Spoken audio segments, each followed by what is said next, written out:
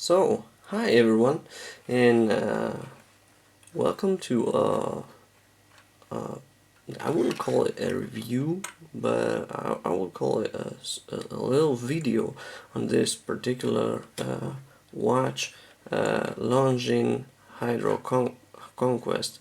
So, there have been several reviews online concerning this watch, so it's actually nothing new, but I did want to get your attention here on some design details of this watch and address some issues that have been pointed out online and say why I think that this watch is a modern classic.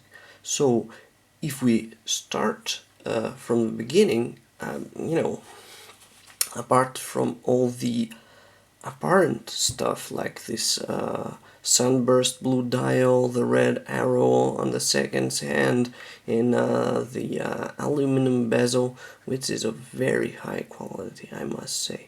Yes, and all what you see right away, and has more or less been pointed out, but by every single one that has reviewed this watch, and this one is also the older version. It's not the new version with the ceramic dial, so you can still buy this one, but there's a newer version with a dial that's that has more of a Tudoresque style.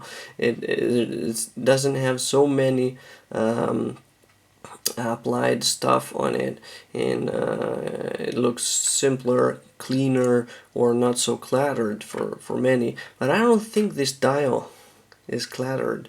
I think this dial is made on purpose like that, and I believe me, when you wear it on the wrist, it doesn't feel so cluttered. It feels like you're wearing a nautical instrument, like when you go sailing and you have the arrow pointing on the wind direction and stuff like that. So there is a certain design language here, and this design language is also reflected to the very geometry of the watch, and there are some particular refinements that you don't get to notice right away. You eventually see them only like once they're pointed out, but up until the point that someone speaks of them, I don't think it's something that one would notice, not straight away. So let's get to it. Maybe I'll just try to bring it a little bit closer. Let's see about that. And again, yeah, maybe here or right there. Let's see about that. Yep, there you go. That's as close as it gets. So there have been complaints about the bezel, that it doesn't have these indentations everywhere, and that there are parts of the bezel that don't have any indentations, and it's hard to turn the bezel because of that, la la la la la la. This is not entirely true. I find the bezel is very firm. I know it's firm, and this is not necessarily a bad thing. It's a good thing. You can avoid having your bezel moved by accident, and it feels very very sturdy, very well built, and even though it's an aluminum bezel, it doesn't feel cheap. It doesn't feel dingy like my good old Citizen Diver I've been wearing for like maybe since 2012. Yeah, you can see there's some fog forming in the watch. Yeah, this diver has seen some action. Yeah, I need to get it to my watchmaker. Anyway, so as I was saying, oh, and that's the NATO strap. I was wearing it. Yeah, it's also done with. Anyway, so it doesn't feel like, so you can listen to that. It's very, very well built, and um,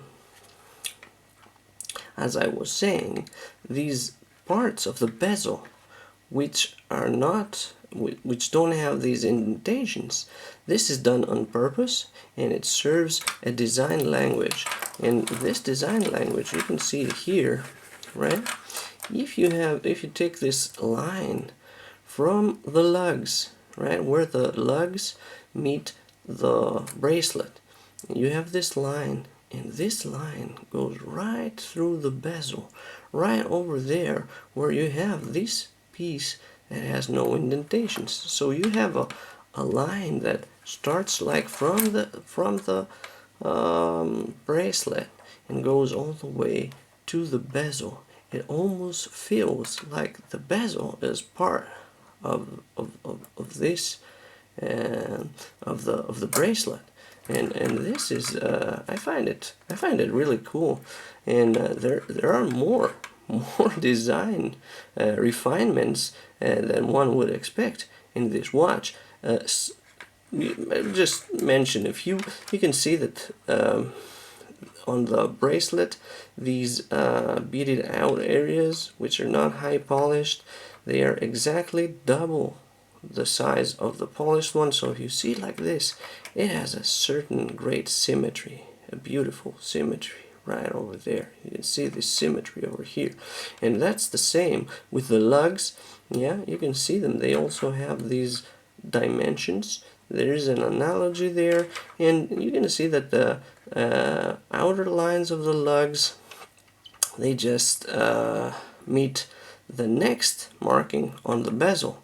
So you have this line coming right in the middle between the bezel markings. You can see it here, right there, right in the middle. And this one, the lug lines coming right on the next marking, and the outer lines on the next one. And it's also not a coincidence that the crown guard, you know, they could have made it a bit wider or narrower or whatever, but I don't think it's a coincidence that it also is aligned to the bezel markings, and the crown has also a great analogy to the markings on the bezel. And it probably does, as it has been pointed out on the internet by some guys reviewing the watch, that it repeats the Longines logo, which you can see applied on the dial, as are all the other markings. I think the key sorry about that. The key word here is applied. You know, there would be a lot of fuss online about dials having applied indices and just painted ones, and almost everything here is applied, and it's of very, very high quality.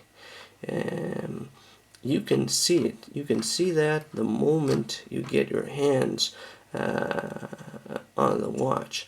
If you've had this watch on your hand, a lot of other watches in this price range of around $1,000, they will look like toys to you because of this very, very, very fine finish. You can see that here in the back plate of the watch, and it doesn't only serve purposes of aesthetics, it also serves very practical purposes.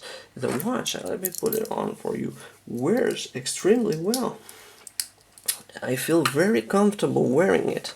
I wear it the whole time. Lately I've been sleeping and not taking it off because it doesn't bother me, which, it's not a very good practice, to be honest, because you're putting too much pressure on the pins here and between the lugs, and maybe you could break this off. So I wouldn't recommend that. But you can see why it has such an appeal. There is this design language, this symmetry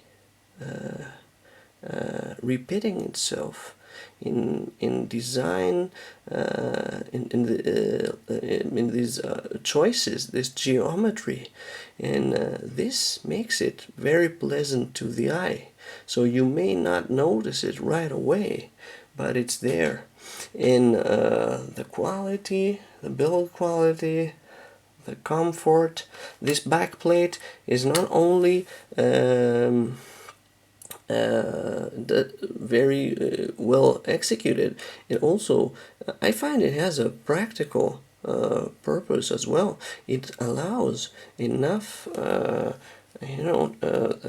friction for the watch to stay there, and but in the same time I don't feel like it's there. It's so smooth on my skin, and it allows the minimal amount of air to circulate between the watch and my wrist, so I don't feel like sweating with this watch. I used to feel that with my Citizen watch, and ever since I've got it on out of the rubber strap and on a NATO strap, or this one here, it felt much better. But this one, this is something else. This is very, very exceptional. I really like it, and I believe that because of all those, let me take it out again, because of all those characteristics, this watch is going to be a modern classic.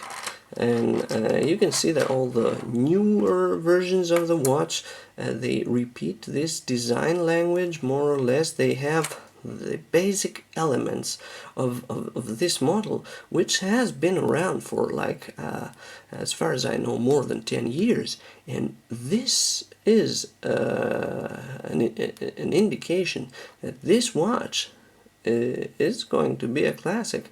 The price range is perfect for enough people to take the step and have it on their wrists, and for the price you are getting a watch that you can only compare with other watches of a much higher price range. So you're getting a big value for the buck, and above all, I think this watch is made to last. It's so well built, so really well made, and you can see that, and I believe that this watch, because of all those characteristics, the snowflake hand here, and the large Arabic numerals, and this very classic approach to the way it looks, and I think it has had an appeal for the last 10 years, and I think for the, this is something that will not change in the following 10 years, and the reason is that it uses some very, very classical forms, and very characteristic. It's not an homage to some other watch or stuff like that. It has its own character. It's very original, and I think it's also very practical. There have been some people whining about the lume not being so bright as the Seikos or the Citizen, as a matter of fact, and so on. But as you can see, this C1 lume, you can see it's white, whilst the Seiko Citizen looms, they are like yellowish, which is not bad, but I think that here this loom serves a purpose with being so white. I think that this is done in order to give it a better contrast to this bluish dial, and they actually they've done that pretty well. It looks really impressive, and it's very pleasant to the eye. It's very legible, and even though it's not so bright as the Seikos or other divers, it is still, you're still able to read it, and to read your watch in the night. You can see that it's not so bright, but lasts long, and it looks nice. And let's face it, guys, you will mostly look at your watch during the day. Now, in the night, if you're not sleeping, you will probably have some sort of a light source, and even if you don't, yeah, your eyes will have adapted enough in order to see the time. When it comes to diving, let's face it, most divers nowadays, they have diving computers. They don't use watches anymore to time their let me get this focus there you go, to time their dives. They don't do that anymore, you know. And I go a lot of skin diving, so I like spear gun fishing. I've used this watch for like so many years, and it has seen serious action, and I'm very happy with it. But let's face it, you just look at your watch. If you're free diving with no tanks, you don't need to time your dives, because you don't have saturation problems like the if you're diving with tanks and so on. And wait, there you go. And is it focused there? Yeah, I think it is. Yeah, it should be. Yep, that's better. So you don't have these problems. So you need to know what the time is. You wear it, but you won't be like under 10 meters or 15 meters of water, halfway into a cave, trying to find a fish and looking at the time. You know, you won't be fiddling with your watch in this low light situation, because you don't need to, and you don't have the time to. If you're a skin diver, you'll just reach the desired depth to do whatever it is that you want to do, and then you will just head up for the surface again. That's the that's the whole point, and you want that, and so you're gonna probably check your watch while on the surface, and so this watch is very well thought for where it matters the most.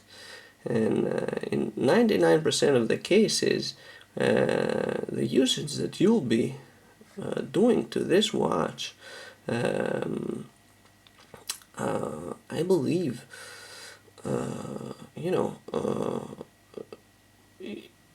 it will stand up to it. You won't have any problems. Or even, with the bracelet is fine, it's great. It's not so clunky. Look, if I hold these parts, it's a bracelet. I don't know what would you expect. It doesn't click that much. It's made of thick, a very thick sheet of stainless steel. You can see this is thick and very, very well done on the clasp here.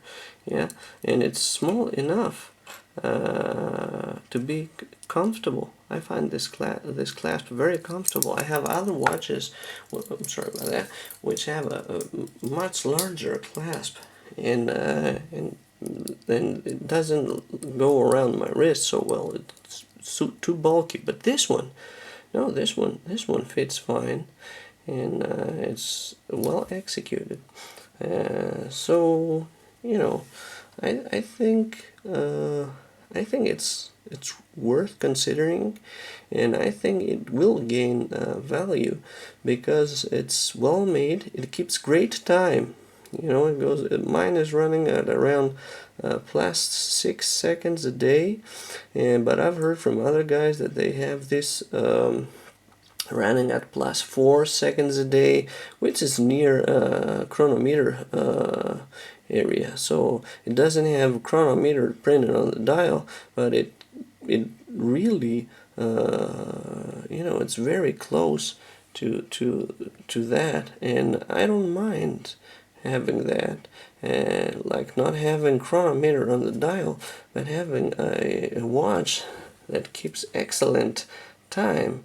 And if you think of it, it's much better like that, because let's face it, if you want to have this chronometer, let me see, yeah, better, on the dial, this will cost you a lot of more money, because they in order to get that certification, they have to go through a very thorough tests for each and every one of them. Not that they don't. The L888 caliber that's in here, it's very elaborated, it looks gorgeous, and it keeps great time. And I think it's just, you know, it's just a matter of preferences, and I think for the money, it's a great value. And the brand name is also a very well known, and it's one of those cases that you get a lot more for a smaller price. So I think it's worth it. And even though the new one is out there, the newer version with the ceramic bezel, I think it's not a bad idea to grab one of these, because I see them gaining value in the near future as a modern classic. So that's all I had to say, and thank you very much for watching.